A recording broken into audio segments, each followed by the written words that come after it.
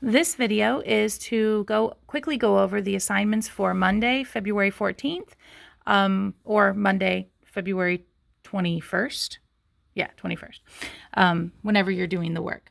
Okay, so first we have our first assignment is the mulberry bush, and practice writing your first and last name. So you have your name page with your first and last name. I just have my last name. Sorry about that. On the back side is a mulberry bush. You can listen to the song using the link to the video that I have in the virtual classroom, or just sing it by yourself, or just trace over the shapes and then turn it over and work on your name, tracing your name, starting each letter on the go dot. When you're done with your name practice, then you will go to our letter of the week page. This is our handwriting page. You can see it is letter G.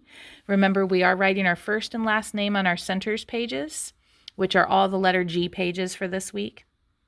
When we come back from February break, from winter break, we will start writing our first and last name on all pages. But right now, just the letter G pages. So we're talking about letter G this week. Gus the goat, letter G. We talk about the hard G, G, G. So everything on our papers will start with a G, G sound. Whenever you are writing your G, first let's trace. Start on the go dot, and you're going to curve up to the top line and then all the way down to the bottom line and it's almost like a letter C, but then you need to put that straight line in the middle for the G. Again, we're not going to go down. We're going to curve up for the uppercase G, and then around back up to the middle and inside.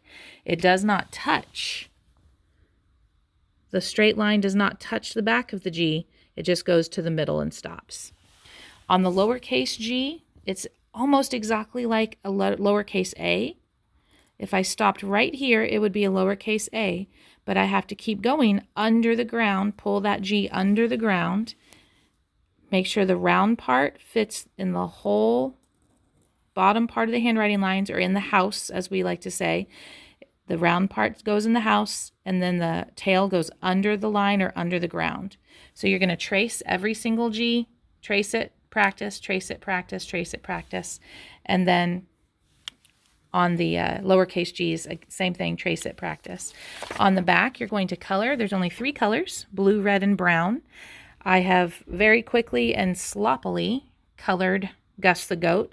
Hopefully yours will look much better. You can use markers if you have those at home, or crayons, whichever one works best.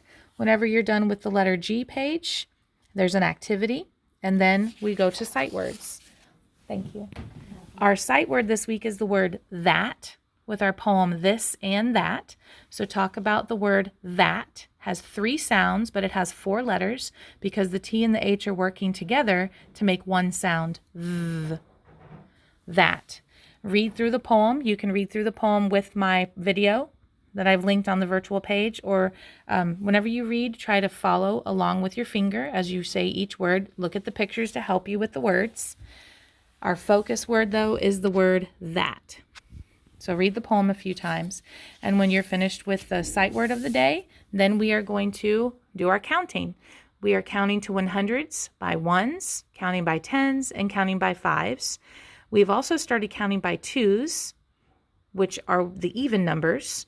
If your child wants to color their 100s chart to look like this 100s chart in our classroom, that might be a little helpful. Whenever they start counting by 2s, all the odd numbers are red and the even numbers are yellow. And we just go to 30.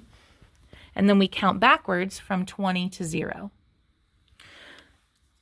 Your math assignment today, since we've been talking about addition, is to do some Valentine addition. So we have our addition problem. 7 and 2 are our parts. And the plus sign means we're going to put them together. And how much would 7 and 2 be when you put them together? How many now? All together, it would be this many. Write the number in the heart. Parents, we have talked about solving addition problems a few different ways. We can use our fingers, which is just fine. However, you'll see on the back, we're not going to be able to use our fingers because there's too many. We don't have this many fingers. So what we would do is draw a picture. Here, I drew 8 circles to go with this number 8. And I could draw 11 circles and then put them together. But we've also talked about counting on. So if I just put 11 in my brain, start with 11, and then keep going 8 more, 11, 12, 13, 14, 15, 16, 17, 18, 19. Then I would know whenever I stop counting, that's what 11 and 8 would be.